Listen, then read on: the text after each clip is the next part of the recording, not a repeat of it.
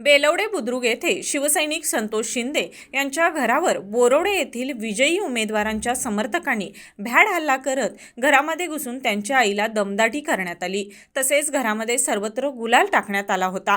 याचा निषेध करण्यासाठी युवासेना निरीक्षक वीरेंद्र मंडलिक यांनी मुरगुड ते बिद्री निषेध मोटरसायकल रॅली काढून बिद्री येथील चौकामध्ये जाहीर निषेध केला। यावेळी बोलताना वीरेंद्र मंडलिक काय म्हणाले पाहूयात। माननीय संतोष शिंदे आमचे सहकारी आहेत। हे शिवसेना आपले एस.टी. महामंडळ जे आमची संघटना आहे यांचे सरचिटणीस आहेत। यांच्या घरी परवा दिवशी 11 तारखेला काही लोकांनी तिथं गुलालची उधळण केली आणि काही विरोधकांनी त्या ठिकाणी गुलाल टाकला। छत्रपती शिवाजी महाराज यांच्या फोटोवर सुद्धा गुलाल टाकला। यांचे वडील मयत आहेत, त्यांच्या स्वर्गीय यांच्यासुद्धा फोटोवर त्यांनी गुलाल टाकला आणि घरभर गुलाल पसरला होता। त्यांच्या घरामध्ये फटाके टाकण्यात आले आणि मग त्याच्यानंतर हिने सुद्धा प्रचंड प्रमाणात घाबरले होते। त्यांची आई ICUमध्ये ॲडमिट आहे, त्यांना मी काल बघून आलो।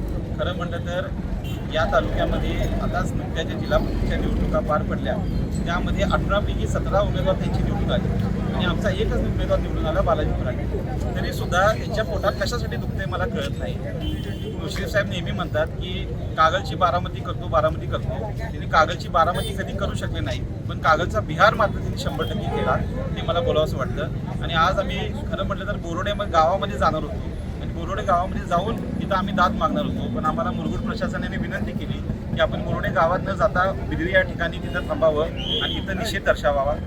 आम्ही मुरगुड ते बिद्री आज निषेध रॅलीसुद्धा त्यानिमित्त काढलेली आहे। माझं सर्वांना या माध्यमातून सर्व नेत्यांना विनंती हीच राहील की कागल तालुका हा विचारांचा तालुका आहे। कागल तालुका मुळात आपण बघितला तर राजर्षी शाहू महाराज यांचा जन्म हा कागल तालुक्यामध्ये झाला।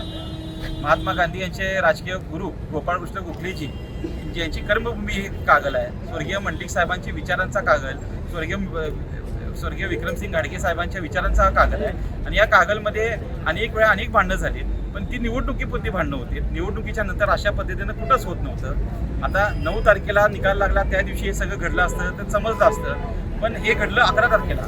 म्हणजे ठरवून यांच्या घरावर त्यांनी तसं म्हटलं तर हा हल्ला केला आणि या भ्याड हल्ल्याचा मी या निमित्त निषेध तर करतोयच, पण त्या सर्व मुलांना, ज्या 10 मुलं यांच्या घरावर हल्ला केला होता, त्या 10 मुलांना मी पुढच्या गुरुवारपर्यंतची तारीख देतोय।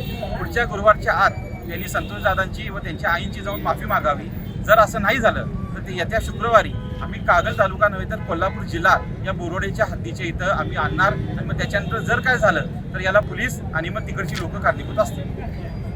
यावेळी सभेमध्ये राज कांबळे, संतोष शिंदे, शीतल फराकटे, युवासेना निरीक्षक वीरेंद्र मंडलिक यांनी मनोगत व्यक्त केली। लवकरात लवकर माफी मागावी, अन्यथा आम्ही तीव्र आंदोलन करू असा इशारा यावेळी देण्यात आला। मुरगुडहून सर्जेराव भाट।